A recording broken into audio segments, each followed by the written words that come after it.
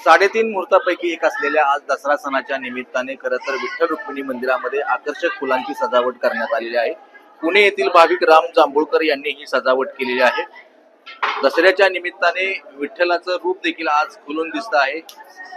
3.5 मुहूर्तापैकी एक असलेल्या मुहूर्तावरती विठुरायाचं आणि रुक्मिणी मातेचं दर्शन घेण्यासाठी राज्यभरातून भाविक या ठिकाणी दाखल झालेले आहेत। आपण बघतो की पहाटेपासूनच भाविकांनी रांगा लावलेल्या आहेत दर्शनासाठी, दर्शन घेत आहेत आणि देवाकडे विठुरायाकडे मागणं मागतायत।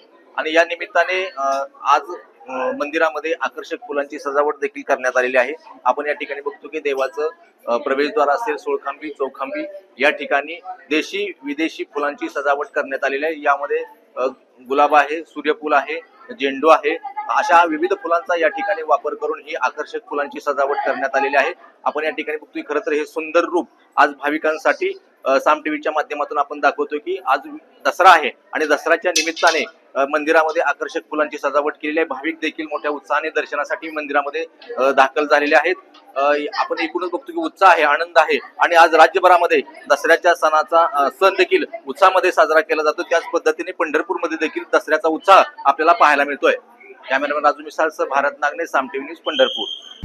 आता isakal.com आहे देशातील नंबर 1 ची मराठी न्यूज वेबसाईट।